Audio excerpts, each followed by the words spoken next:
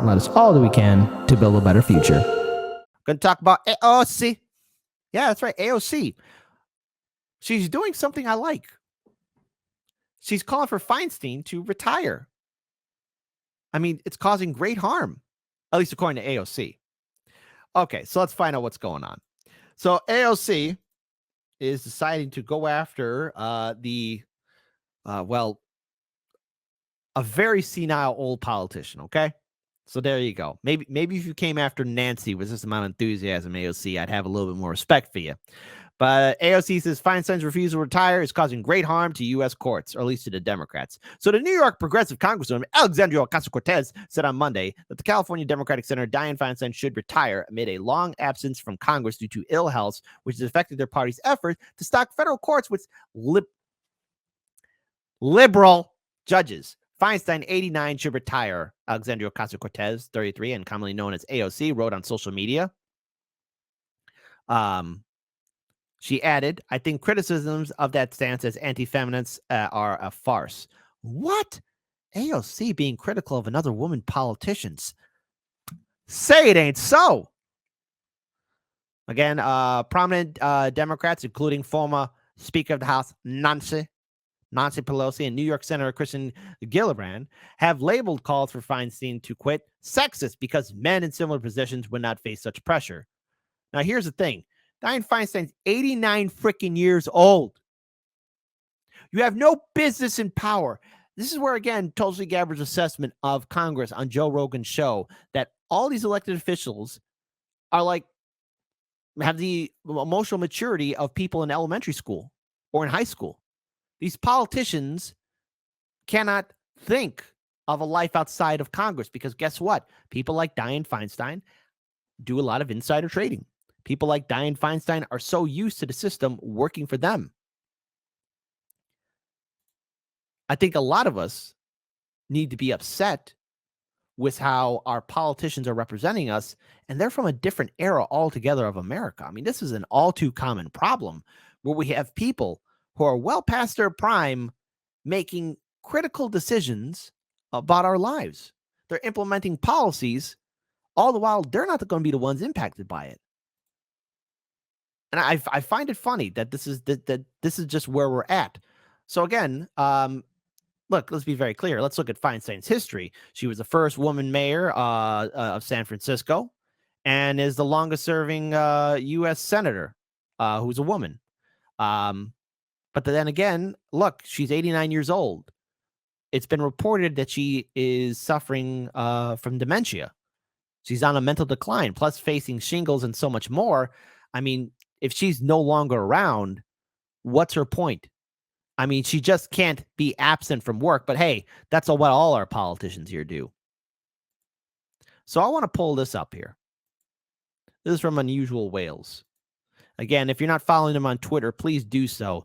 Unusual Wales has done phenomenal reporting and analysis in regards towards, the insider trader deals that our politicians like to do. So AOC has asked Dianne Feinstein to resign. Feinstein, 89 years old, has some of the most unusual trades in Congress over her 30-year career. In that time, her net worth skyrocketed to over a whopping $200 million. Let's look at some of her trades here. So let's go ahead and let's pull that up here. Let's look at some of Dianne Feinstein's trades. All right, let's do that.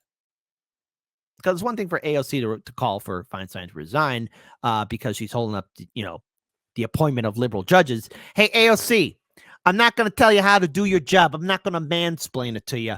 But maybe you should also be telling Feinstein to resign because she's a scumbag politician that's doing insider trading and enriching herself along the way. She's living her best life while the rest of us are struggling, AOC. Maybe you should go after her for that too. Maybe, just maybe. Not telling you how to do your job, but I'm telling you how to do your goddamn freaking job, AOC.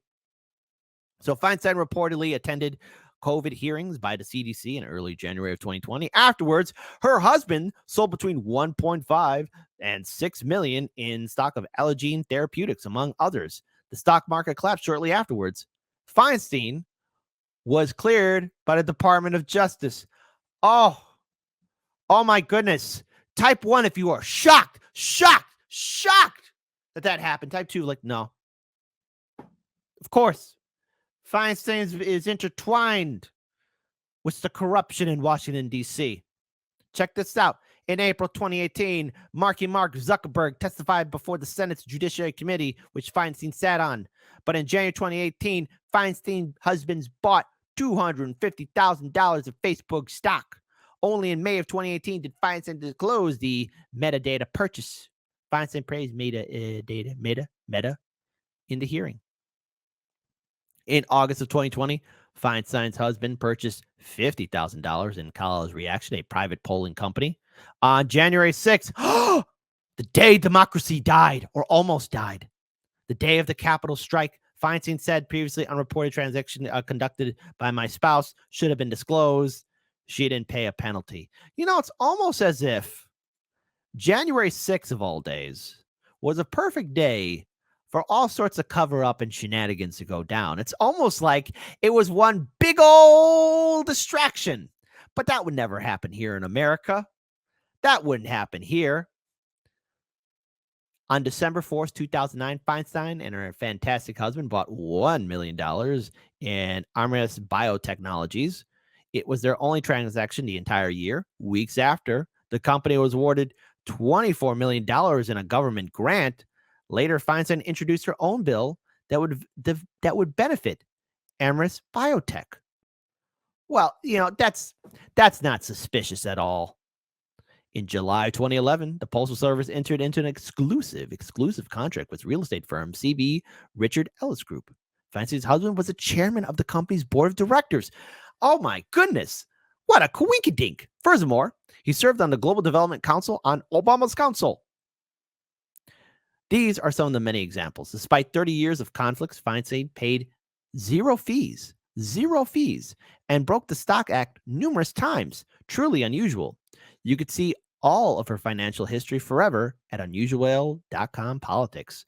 And here, I want to pull this site up, so that way all of you can see it as well. Again, I encourage all of you to check out Unusual Whales. The reporting is on point. Look at all these fantastic politicians. Look at what they're doing. Look at all these lovely people. I mean, come on. Come on there, lovelies. It's not like, you know, the system's rigged, but hey, AOC, good on you.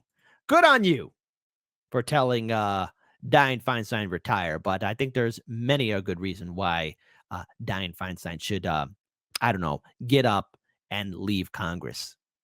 Again, if any of you, I'm talking to you, were to even do a fraction of what any of these politicians do or their spouses, you're never going to see the light of day. Because, see, the politicians who are in Washington, D.C., the laws of the land don't apply to them, folks. It's one big club, and you ain't in it.